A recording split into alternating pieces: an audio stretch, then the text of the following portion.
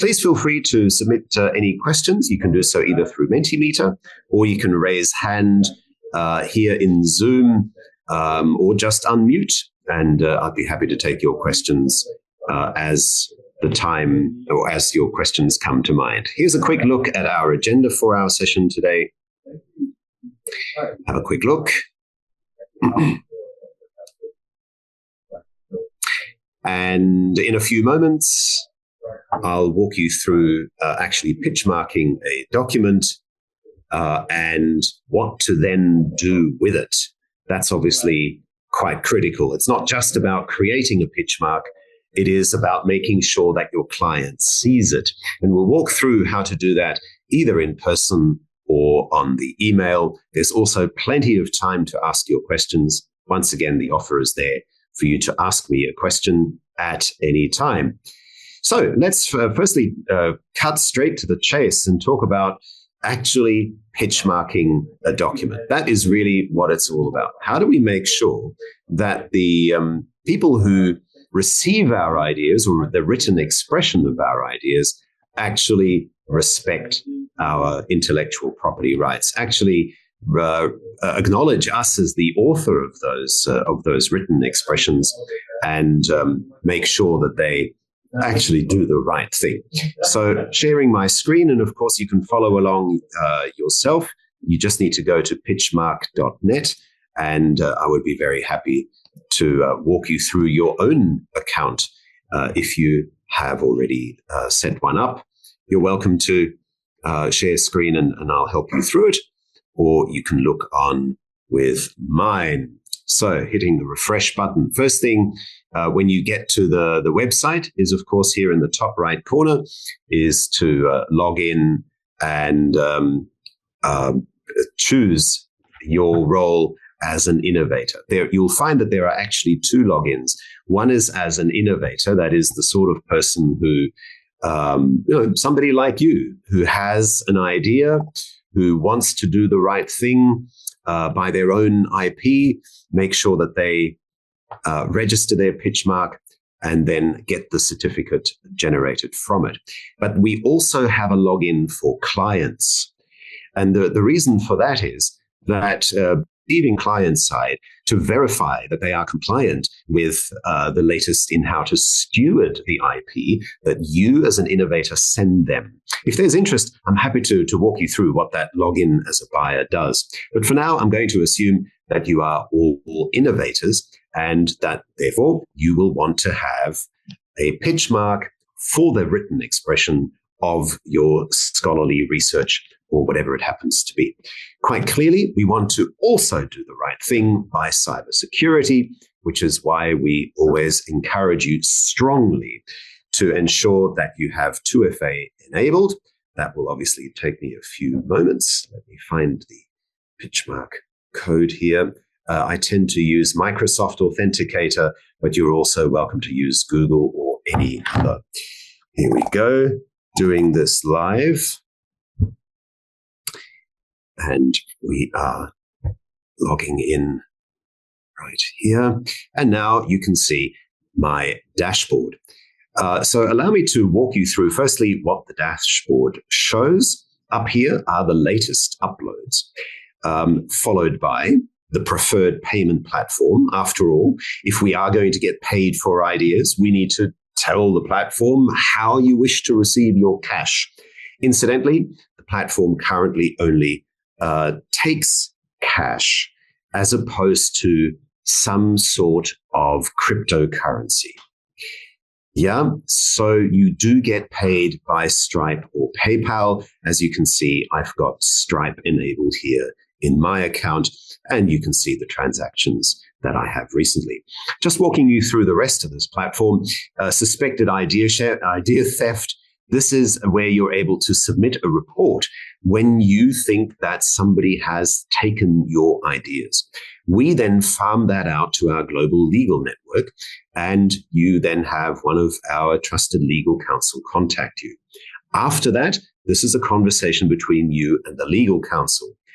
You then would have to provide some evidence, including your PitchMark certificate, that you have in fact pitched a certain idea and that you are indeed the author of that idea. And once again, you can then have that conversation with the legal counsel. Of course, our aim with PitchMark is to prevent pitch theft and idea theft rather than just cure it. You know, we want to get to a point where actually you don't have people ripping off your idea. You don't need to engage a lawyer. Wouldn't that be ideal? There are other features that you can see here on the screen, all to be found in the dashboard, including an ability to copy this graphic into your signatures and onto your website. So that's a broad overview of your dashboard. Let's go to where the action is, though, and that is your latest uploads. You can see here that there is the hash, which rests on the Tezos blockchain, and the date at which I created this hash. And creating it is very simple. You create a new certificate over here, and you're asked a few questions. Perhaps it is presentation materials. In this case, I'm going to make up the name Andrew Tan at a certain company. You would want to be specific about who you are sending the materials to. Remember, PitchMark is all about prevention. It is about deterrence. In order to deter somebody from ripping off your idea, ideally you would identify them by name. And if they're the sort of person who does the right thing, then that shouldn't be too much of a concern.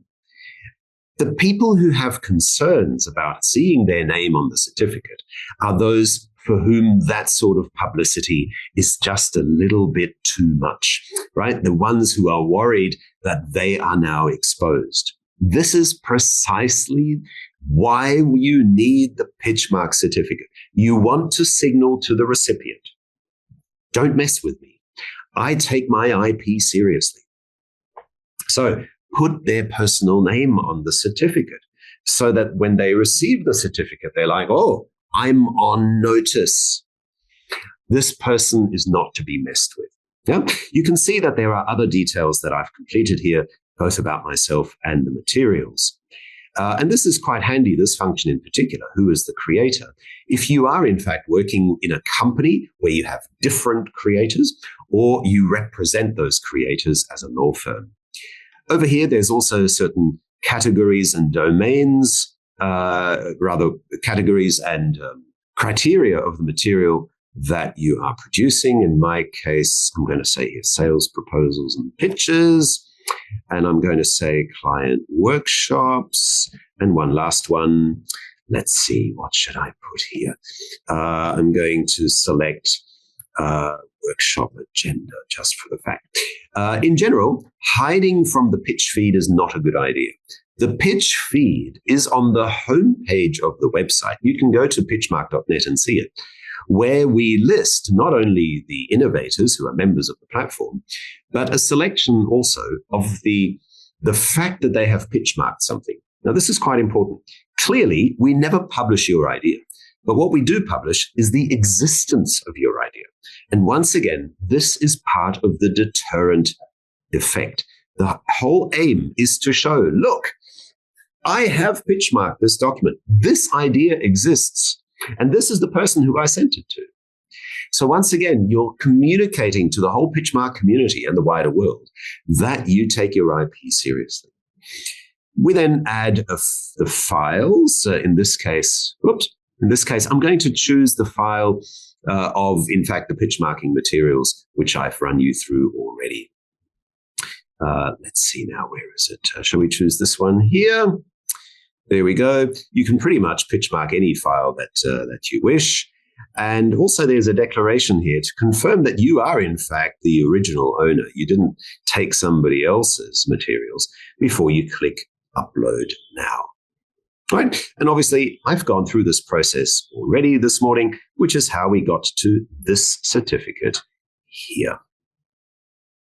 There you go. You can see the word type, which I keyed in a few moments ago, right? And there's the PDF document, which you saw me select from my uploading window just now. And when you then click on this certificate, we now go over to the blockchain. We use the Tezos blockchain in order to show the certificate. This is why the URL is so long. It, in essence, isn't just an image. This is the actual record on the blockchain. And you can see here the various details of the certificate. Yeah, so far, so good. Incidentally, you can also check that this certificate is the original by opening the verifier.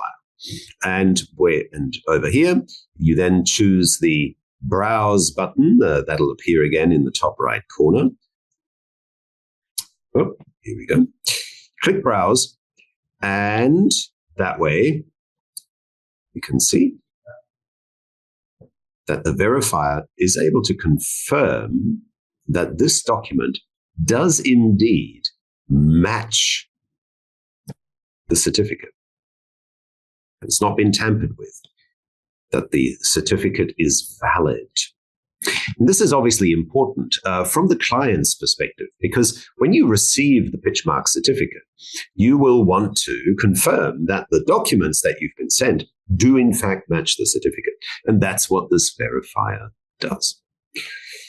Once again, I welcome your questions or comments. We're about halfway through our session this morning, so feel free to add your questions, raise hand, or simply key them here into Zoom chat, and I will get to your questions as soon as I can.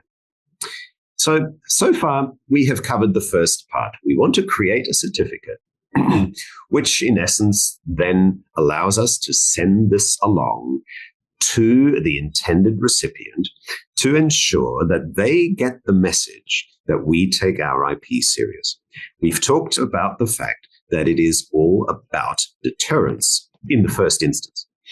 Deterrence happens when the user, that is the recipient, is aware that the certificate exists.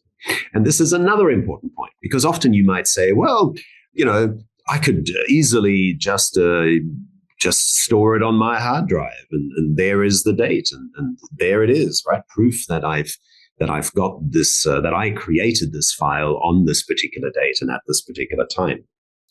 That's the theory. But in practice, if the recipient isn't aware that you have this evidence, then there is no deterrence. You have to make them aware that this certificate exists. And you can see that here on the left-hand side with a sample type of email that you might then include. And you can see that in this email to our fabled Andrew, there's not only a link to the materials, and I'll leave it to you. Do you want to submit it in PowerPoint? Do you submit it in a PDF? But there is a separate link to the PitchMark Intellectual Property Certificate. So once again, you are very clearly, in a very nice way, you are demonstrating, look, this certificate exists. And you're putting it on the record that you take your IP seriously. Of course, they can then click through to that and actually see the certificate. This is an essential part. Please don't be shy about it. I know you might have a concern about, I don't want to put this guy off. I'm sending him my materials. I want him to like the ideas that I send him. I want him to buy my ideas. But if you don't tell him that the certificate exists, the lack of awareness means a lack of deterrence. It has to be said as well that if the recipient now says, you know what, Lewis? You know what, Eric? You know what, Aidan? We don't want to work with you because you've got this PitchMark certificate. You might have actually dodged a bullet. Meaning to say, if the client objects to you having staked your claim over your IP, are you sure you want to work with them? What signal does it send to you when the client would prefer for you not to have a record of your IP?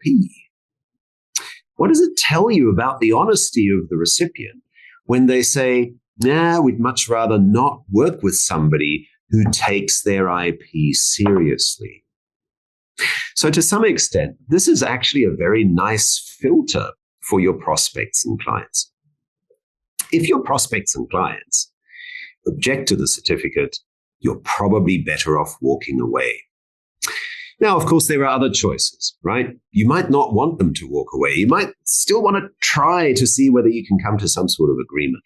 That's great. Call them up. Hey, Andrew, I see that you have some concerns about this certificate.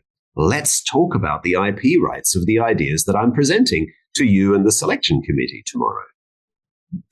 This is now a conversation that might result in you still saying, okay, well, I'm comfortable that I'm going to go ahead with the presentation, even though you don't like the fact that I've pitch-marked my ideas.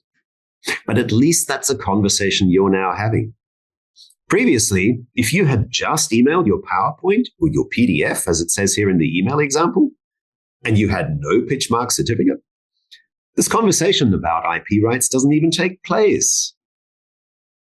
Right? And that's really what the recipients usually exploit, the fact that you're not mentioning IP. You're not laying a claim to your IP. And they're not going to raise it.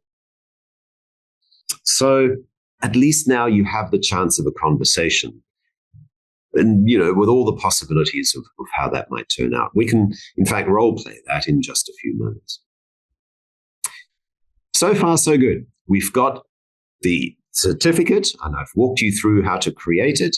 Aidan, I see you're a late joiner. I'm happy to walk you through it again, unless, of course, you want to register for PitchMark yourself. It's free to register. It's free to generate certificates. And then you'd be able to see for yourself how to do that. But critically, we want to make the client aware. And the certificate that I showed you earlier, you would actually also ideally put it into your presentation materials. So you've emailed them, but you're also going to show the certificate. Here it is again, in case you missed it earlier. You also want to show the certificate to the recipients to highlight the fact that it exists. Anybody who is a bit cavalier with ideas will start to get rather uncomfortable. Oh gosh, these people really seem on the ball about their IP. Maybe I shouldn't rip it off, right? And that's, of course, the deterrent effect that we want to get to. Now on to, as we head towards the end of my presentation and we start taking your questions, let's revisit some of the things that you said earlier on. For those of you who haven't responded, you're very welcome to add your views. Here is the QR code once more.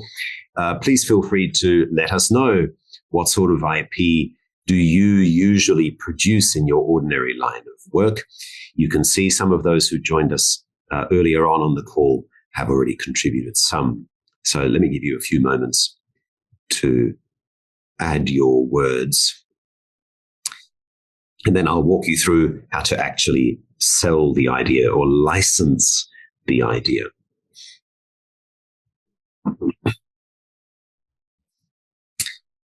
Just give you a minute or so to add to the word cloud.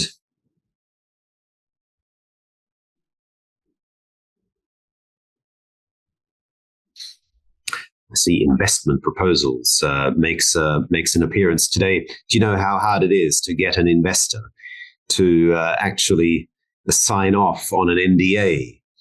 And they'll give you lots of good excuses. They'll say, well, we don't sign NDAs. When we're considering investing in a company, we get so many pitches all the time. We can't possibly now be signing NDAs with everybody. Sorry, we can't sign an NDA. So you're going to take that lying down? You're going to take that at face value? Or are you at least going to pitchmark your business plan and, kind of tell them, you take your IP seriously? So I'm seeing 6 of you have yet to respond. So please do so, ideally in the next minute. Meantime, let me check in on a question that one of you has asked. Thank you for submitting this one. Here it is on the screen. Well, the short answer is that you would want to simply pitchmark the document as soon as possible. We can't backdate, as it says here, retroactively assert prior authorship. However, there is a workaround, and that is to upload the Word document with version history visible. So let's say you've written your business plan, or as it said there earlier on, your book or your scholarly research, whatever it is, and you've written that in a Word document. My hope is that you are aware that you can go to the search bar at the top of Word and key in version history. And then on the right-hand side of your Word document, it lists all the dates and times at which you saved this document. If you're doing it online, obviously, you can see the whole variety as the autosave has saved your document. You might like to screenshot that even, so that you have that record. And then when you return to the PitchMark platform, I'll say again, you can't retroactively assert authorship because the blockchain timestamp is immutable. I mean, that's the whole point of having the blockchain, right? That you have a date and time that cannot be changed. But by uploading the Word document with version history, or the Word document with the screenshot of the version history, now you have a chance of saying, here is my PitchMark certificate dated today, but with the evidence of all the work I've done on that, dating back weeks, months, possibly even years. Now, again, that's the easiest workaround I can think of. Of course, it doesn't help if the document that you have doesn't have version history. And I realize, too, that if you've now copied and pasted from a working file into a new Word document, that version history won't exist. But this is one way that we get around the blockchain timestamp, by actually proving that you've done this work.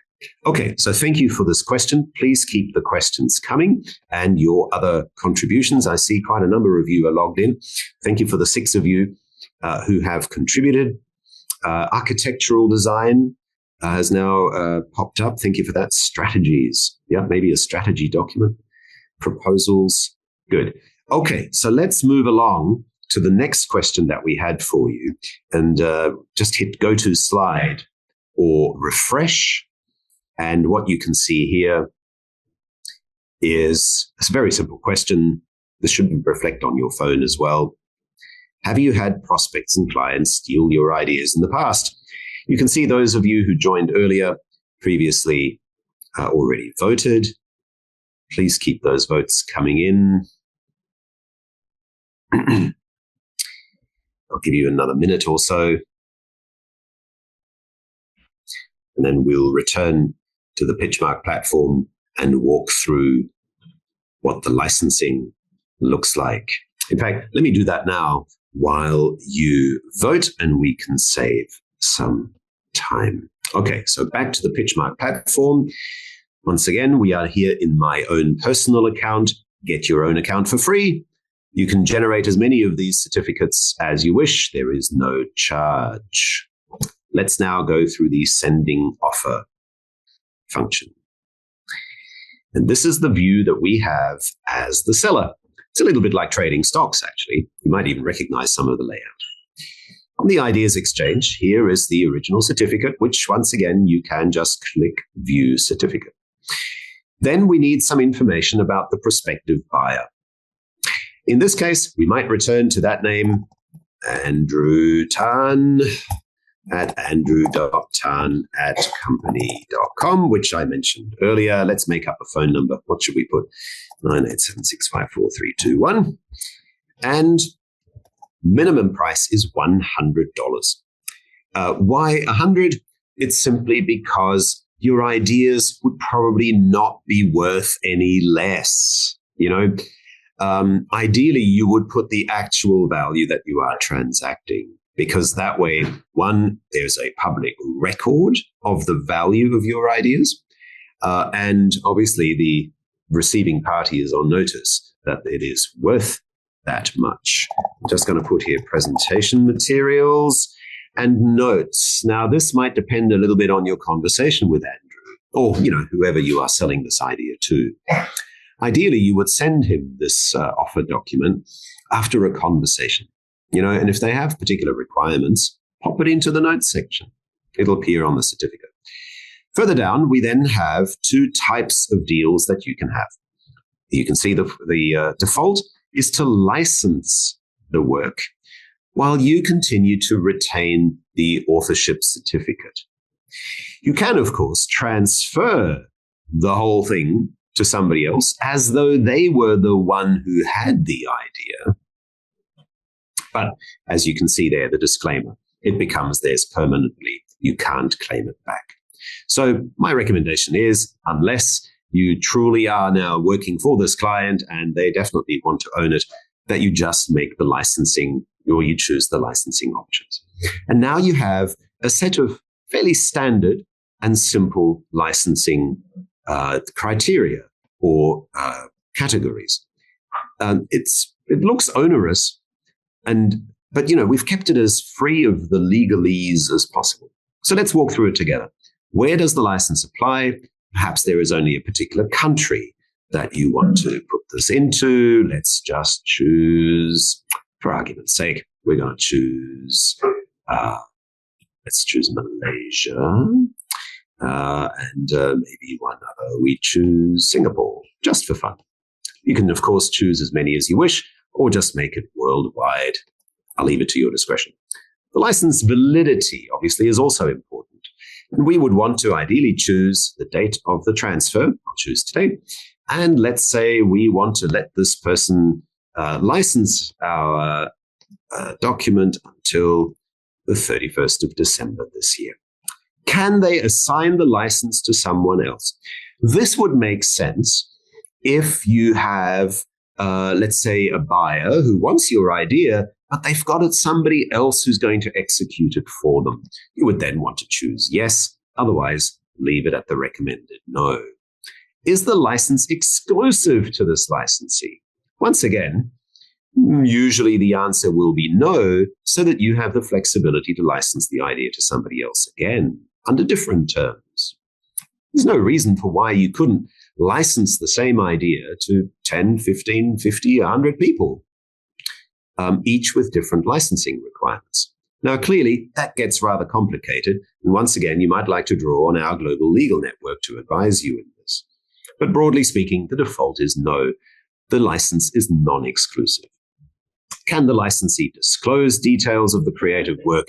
In general, there's probably not much problem in allowing them to disclose it, but we've left the recommended default option at no, they may not, so that you have an inbuilt NDA at the same time.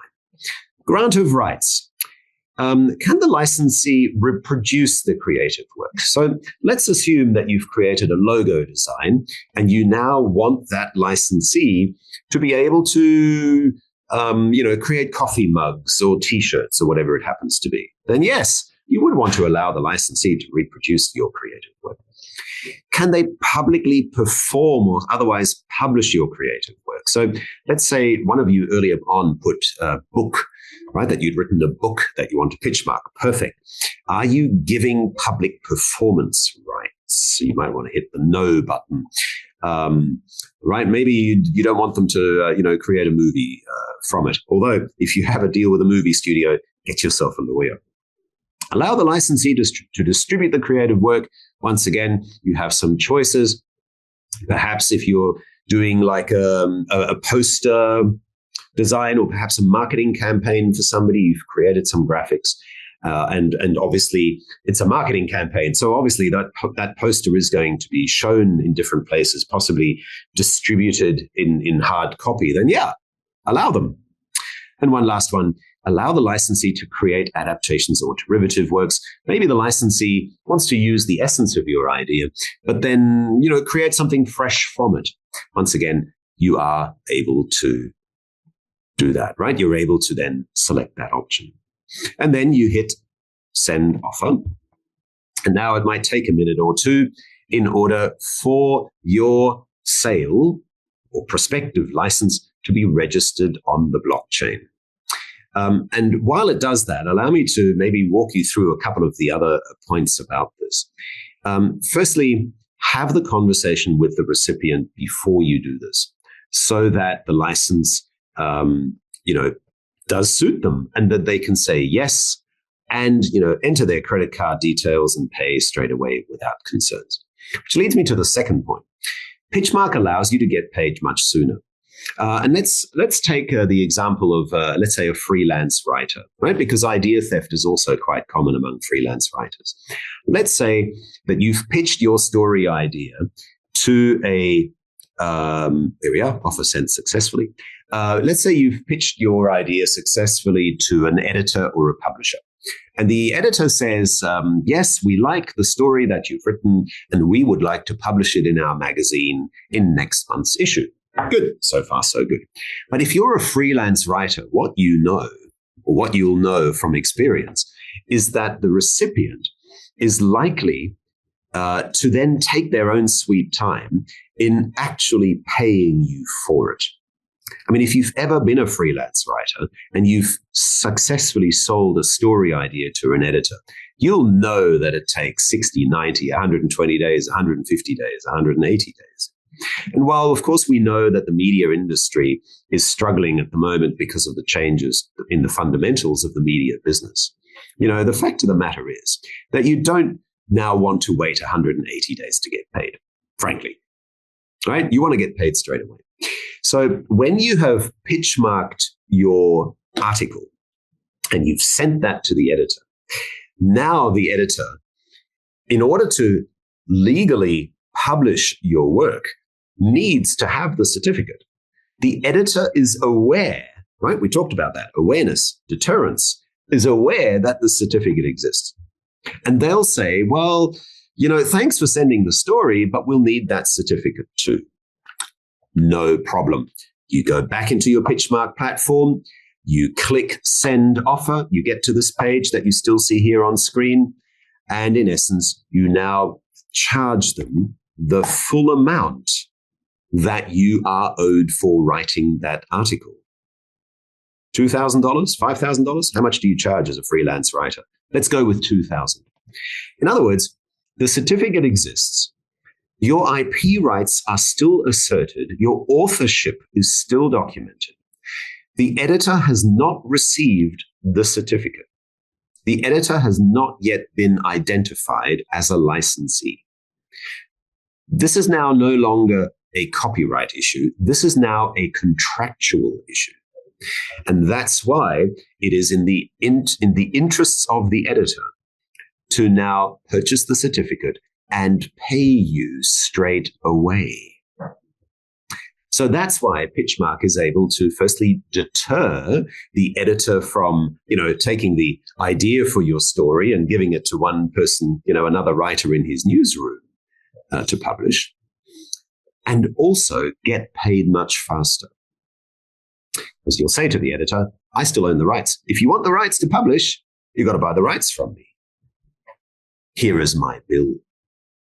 Right? And so, in essence, the editor will then receive an email which has listed out, has spelt out all these licensing terms that you've already selected with a button that simply says, accept and pay. They click on the button, they add their credit card details, you get paid straight away. So that concludes the demo. I now welcome your questions and comments. While you get those ready, let's check in briefly on how you did with the earlier poll question. And once again, the floor is now yours, as it were. You can submit your questions here in Menti, as one of you did earlier on. Or you can raise hand here in Zoom. You can unmute. You can send a message. What are your questions?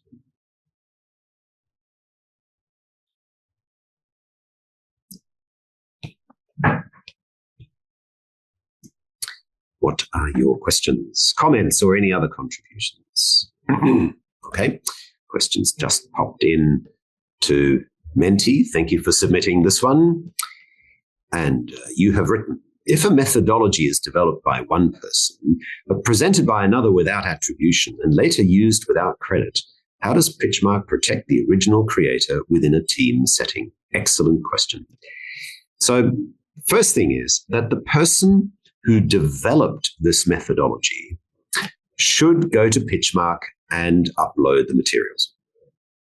Create the PitchMark. Get the timestamp. Yeah? The sooner the better.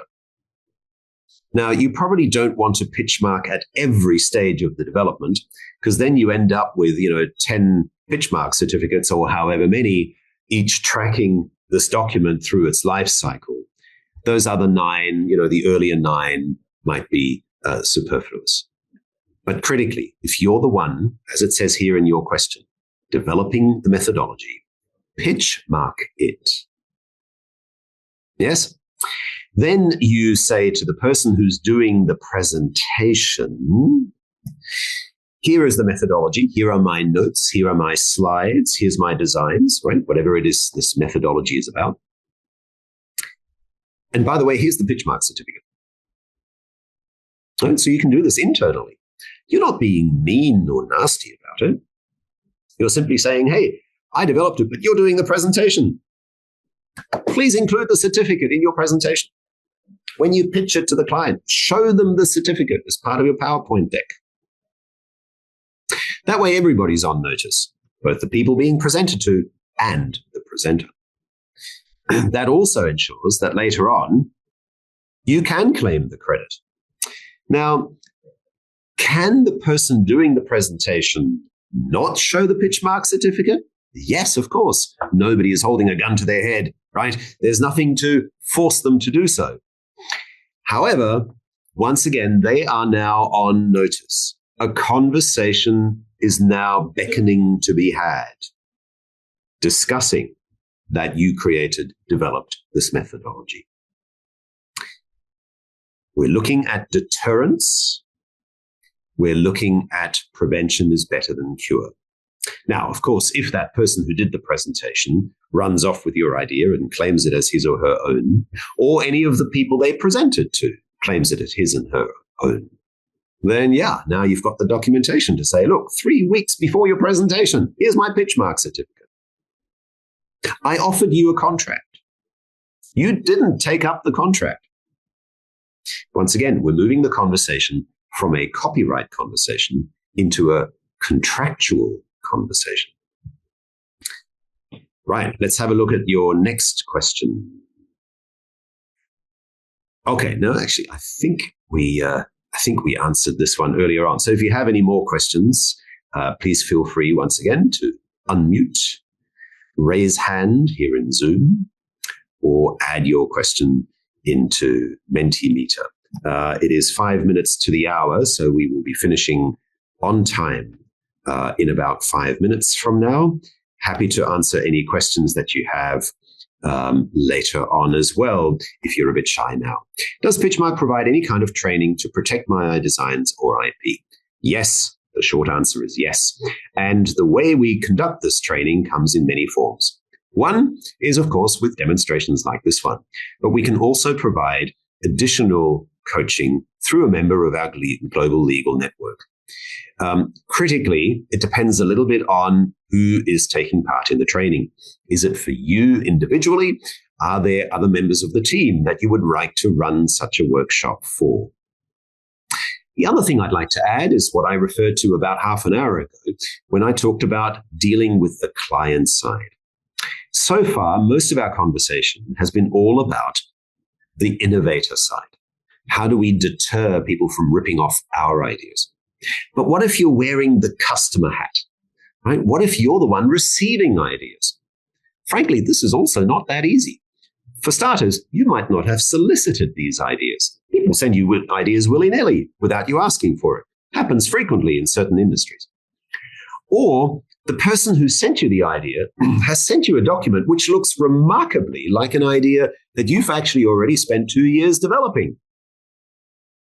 Or the person who sent you this idea, wow, this idea looks remarkably like another vendor's idea. For the client side, we also provide training. It's called the PitchMark IP Governance Certification Program. IP governance. It's about teaching the recipients of ideas about how to properly steward the ideas that come their way. How do we encourage those who receive ideas to do the right thing, right? So that's what the PitchMark IP governance certification program is all about.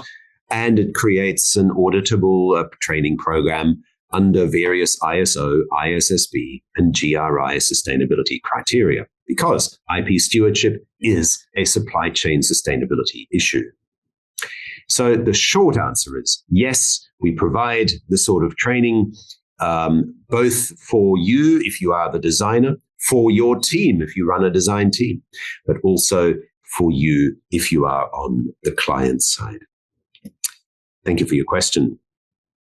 Must a PitchMark certificate always include a commercial offer? No. The short answer is no. All you need to do is to go into the PitchMark platform. Right, let me share screen again, this time flipping back over to the platform here. Right, it's free to sign up for PitchMark, pitchmark.net. And it's free to create these. Oops, I should have gone to my account. It's free to create the PitchMark certificates. So once again, I've logged into my account. So let's just briefly skip across to there. You can see here, generate new certificate. And now it asks you for certain details. If you missed this in the earlier part of our morning, you would have seen that you would be adding some details about what the presentation materials are, who the recipient is, what the PitchMark is for, and who created it. So this part of the process does not include a commercial offer. You can create as many of these certificates as you wish. We absorb the gas fee, as it's called, which comes with generating these certificates on the Tezos blockchain. Right? So it's still free to you. If you just want to register your idea without having somebody to send the document to, put your own name, right? Because it is important, because again, PitchMark is a deterrence. Prevention is better than cure platform. If you don't have anybody to send it to at this point, put your own name. Yeah, hopefully that answers your question, right? And so once you've uploaded, right, you've completed the form, you've selected the file, you can upload quite a number of files. And in fact, there is fairly generous file size limit. You click upload now, and in essence, that's where you get a certificate like this one. And once again, the cert is now in existence. You can see the hash at the top in the domain. It's yours to keep. No charge for keeping it here. One other opportunity that this gives me is to mention that we do not store your idea. So once you've gone through this process of generating a new certificate, you have uploaded the document, it passes through. It is not stored. If you want to password protect your document anyway, of course, you can still do that. No problem. But again, it is not stored. And there are multiple reasons for that, not least of which is the fact that we do not want to have a repertoire of all these people's ideas on our server. So it's to protect us as well as you. Cool. Fast approaching once again the end of our session today. If you have any further questions, now is the time to ask them. Thank you for the 4 of you who asked these questions so far.